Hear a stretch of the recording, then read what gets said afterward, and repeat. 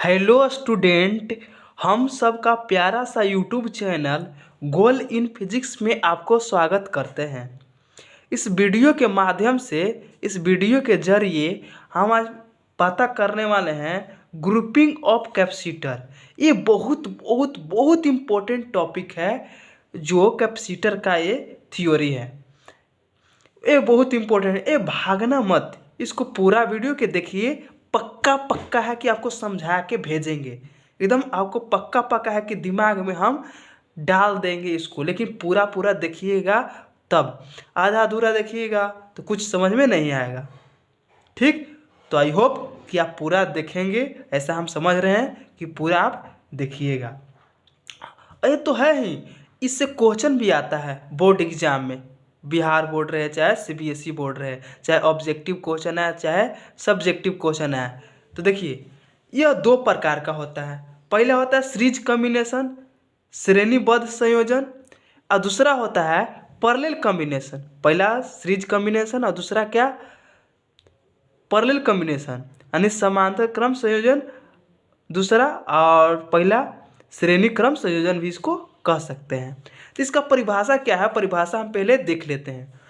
दो या दो से अधिक संधारित्र जिस पर विद्युत आवेश एक समान होता है उसे संधारित्र का श्रेणी क्रम संयोजन कहते हैं। मतलब दो रहे, कम से कम कितना कैपेसिटर रहना चाहिए, कितना संधारित्र रहना चाहिए, दो। चाहे दो से अधिक भी रह सकता है, 3, 4, 5।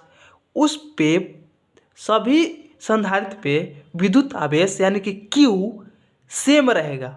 मतलब एक पे 2 कूलम तो दूसरका पे भी 2 कूलम चार्ज, तीसरका पे भी 3 कूलम, तीसरका पे भी 2 कूलम चार्ज, चौथा पे भी 2 कूलम चार्ज। बात समझ में आया यहाँ तक? और लेकिन संधारित्र पर विभवांतर जो होता है अलग अलग होता है। अगर मान लो कि एक पे 10 वोल्ट, एक पे 5 वोल्ट, एक पे 15 वोल्ट, 3 वो संधारित्र है। तो यहाँ तक क्लियर है? हाँ सर क्लियर। देखो फिगर बनाते हैं। श्रेणी क्रम संधारित्र का हम फिगर बनाते हैं। ये देखिए, एक कैपेसिटर ए, एक कैपेसिटर ए, एक कैपेसिटर ए, तीनों कैपेसिटर ले लिए, तीनों संधारित्र ले लिए। इसको C1 लिखेंगे, इसको C2 लिखेंगे, इसको C3 लिखेंगे, क्योंकि कैपेसिटर को संधारित्र को C से सूचित किया जाता है। ये है कैपेसिटर का सिंबल ए। ये दोनों क्या होना चाहिए, बराबर डंटी होना चाहिए। इधर जितना बड़ा इधर भी उतना ही। तो 3 गो है कैपेसिटर, संधारित्र 3 गो। इसको बैटरी से कनेक्ट कर देते हैं, बैटरी से जोड़ देते हैं, तब तो वोल्टेज मिलेगा, तब तो विभवांतर सभी संधारित्र पे होगा। तो ये बड़ा डंटी पे क्या रहता है, प्लस, छोटा डंटी पे माइनस।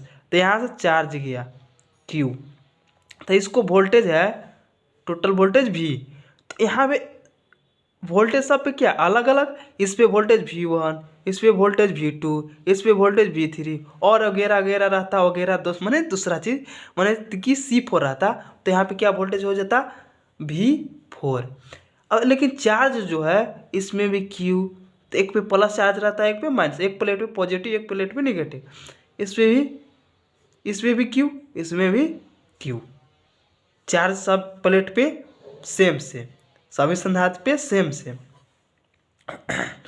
अब देखिए यहाँ पे बात है, ये तीनों वोल्टेज के जोड़ के ये क्या हो जाएगा, टोटल वोल्टेज के बराबर। क्योंकि ये भी ले लिया, ये भी ले लिया, ये भी ले लिया, यानी कि ये तीनों लिया तो कौन किसका वोल्टेज ले रहा है, बैटरी का वोल्टेज ले रहा है। यानी कि तीनों के जोड़ के हम कहें कि बैटरी का वोल्टेज क्या है, बराबर है।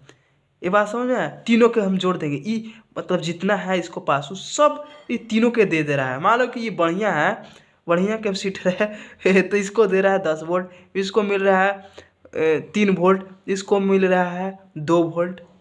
हाँ समझ में, ऐसे बांटा जा रहा है। और डिपेंड करता है कि किसका कैपेसिटी ज़्यादा है किसका कम है, उस पर डिपेंड करता है किसको विभवांतर ज़्यादा दे किसको कम दे। तो चलिए इतना समझ में आएगा कि तीनों के जोड़ देंगे कि तब V के बराबर हो जाएगा। तो यहाँ पे लिखेंगे V1 plus V2 plus V3 is equal to हम कह सकते हैं V, इसको इक्वेशन 1 माना जाए। तीनों वोल्टेज के जोड़ के 1। तो 4 कैपेसिटर किसके लिए, C1 के लिए, संधारित्र C1 के लिए। तो Q बराबर फार्मूला होता है हम लोग को CV, Q बराबर CV। तो किसके लिए बात किया जा रहा है, C1 के लिए। तो यहाँ क्या लिखेंगे, C1 लिखेंगे। यहाँ पे वोल्टेज C1 पे क्या है, V1 है, तो V1 लिख देंगे, यानी विभवांतर क्या है, V1। लेकिन चार्ज कितना है, आवेश Q है, तो Q ही लिख देंगे। हमको निकालना है V1, तो V1 बराबर हम ऐसे लिख सकते हैं Q बटे C1। ऐसे लिखने में कोई दिक्कत नहीं है, थोड़ा सा भी दिक्कत नहीं। 4 किसके लिए, अब 4 चलते हैं C2 के लिए, 4 C2 के लिए। तो ऐसे ही लिख सकते हैं, चार्ज इसमें क्या है, Q है। संधारित्र 2 में, संधारित्र दूसरा में चार्ज क्या है, Q ही है। तो इसके लिए क्या लिख देंगे हम, C2। यहाँ पे क्या लिख देंगे, V2। तो V2 बराबर हमको क्या मिल जाएगा, V2 बराबर मिल जाएगा Q बटे C2। ऐसे ही 4C3 के लिए लिख सकते हैं, 4C3 के लिए यहाँ पे क्या लगा देंगे, फिर से लगाएंगे, Q बराबर फार्मूला होता है, यहाँ पे लिखेंगे C3, यहाँ पे क्या लिखेंगे, V3। V3 हमको निकालना है, तो हम क्या लिख देंगे यहाँ पे, Q बटे C3। अब क्या कर रहे हैं ना, V1 V2 V3 तो मिल गया, अब हमको चाहिए V। तभी तो ये क्या काहे ला हम लिखा रहे हैं, क्यों हम लिखा रहे हैं, जरा समझो। V1 V2 V3 V इसलिए लिखा रहे हैं ताकि समीकरण 1 में पुट कर दें, रख दें, तभी तो रिजल्ट मिलेगा, ठीक ना। हाँ सर, समझ रहे हैं सर, आगे बढ़िए सर। देखो अब तीनों कैपेसिटर को, तीनों संधारित्र को हम जोड़ देंगे, तो जोड़ देंगे तो कितना संधारित्र बन जाएगा, एगो। तीनों के जोड़ेंगे तो एज्यूम करो, तीनों के जोड़ देंगे तो एक बन जाएगा ऐसे। अब देखो इधर फिगर हम बनाते हैं, ये तीनों के हम जोड़ दिए, एगो बन गया। बैटरी वही भी, एक कैपेसिटर है, एक संधारित्र है, तो जितना वोल्टेज यहाँ पे है उतना ही वोल्टेज यहाँ पे रहेगा, और चार्ज यहाँ पे Q। तो यहाँ पे जो जब जोड़ दिया गया इसको क्या बोला जाएगा, C इक्विवेलेंट। C इक्विवेलेंट मैंने तुल्य धारिता, तुल्य धारिता, इसको बोला जाता है तुल्य धारिता। अब देखो, अब 4 किसके लिए बात किया जाए, C इक्विवेलेंट के लिए, 4C इक्विवेलेंट। तो यहाँ पे लिखते हैं, अब ऊपर यहाँ तो 4C इक्विवेलेंट के लिए यहाँ से लिख रहे हैं 4C इक्विवेलेंट के लिए। अब C इक्विवेलेंट के लिए क्या लिखा जा सकता है, जैसे C1 के लिए लिखे हैं वैसे ही C इक्विवेलेंट के लिए, तो Q बराबर हम लिखेंगे C इक्विवेलेंट। और C इक्विवेलेंट के पर वोल्टेज क्या है, विभवांतर क्या है, V है, तो हम यहाँ पे क्या लिख देंगे, V लिख देंगे। कोई दिक्कत नहीं सर, कोई दिक्कत नहीं। तो V बराबर हम लोग के क्या फॉर्मूला आ जाएगा, Q बटे C इक्विवेलेंट। अब हम कह सकते ऐसे, V1 V2 V3 तथा V का मान समीकरण 1 में रखने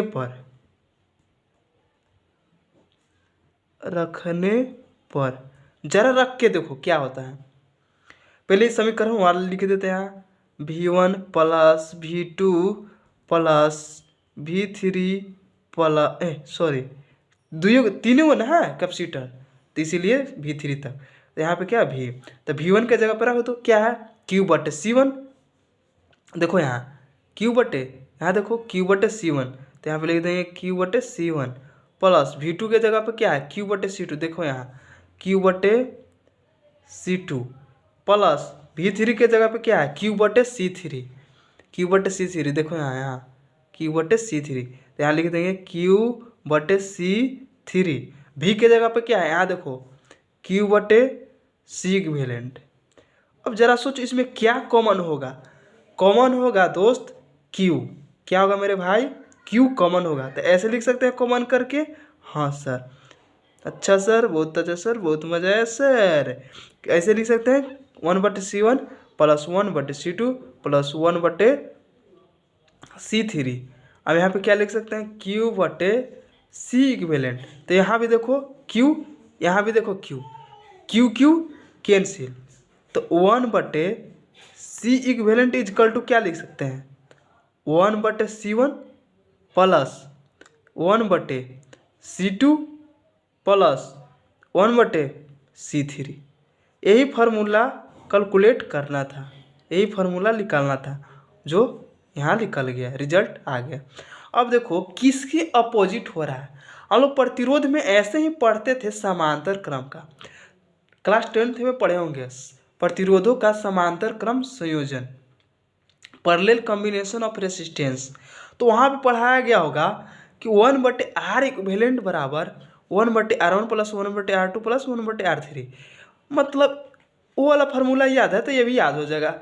मतलब कहने का मतलब वहाँ पे जो था फार्मूला वो समांतर क्रम में था, यहाँ पे ही फार्मूला क्या आ रहा है, श्रेणी क्रम में आ रहा है। खाली R1 के जगह पे C1 है, R2 के जगह पे C2 है, R3 के जगह पे C3 है, इतना ही अंतर है।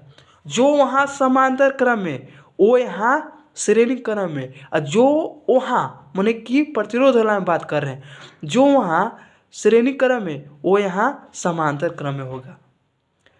ठीक, तो इस वीडियो में यहीं तक। आई होप कि आप समझ गए होंगे।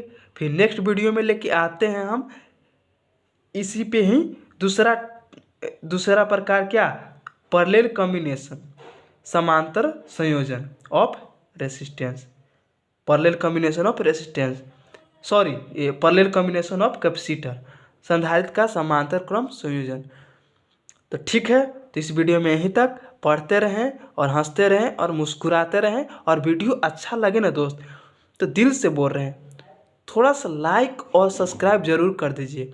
ये मत देखिए कि जिस चैनल पे सब्सक्राइबर कम है उस टीचर के पढ़ाने नहीं आता है, ऐसा बात नहीं है। हमारे पास ऑफलाइन में कम स्टूडेंट रहेगा तो कम ही तो सब्सक्राइबर होगा। सब्सक्राइबर किससे बढ़ता है, ऑफलाइन के स्टूडेंट से। ये मत समझिए दोस्त, आप हैं तो हमारा सब चीज़ हो सकता है, आप हैं तभी तो हम लोग हैं। आप ही से क्या हम क्या सोचते हैं कि ये हमारा सब्सक्राइबर बढ़े। हर एक टीचर के वो होता है कि हम अच्छा से पढ़ाएंगे तो ज़रूर बढ़ेगा। तो यही बोल रहे हैं कि लाइक करें और शेयर ज़रूर कर दीजिए। ठीक, तो नेक्स्ट वीडियो में मिलते हैं। All the very best.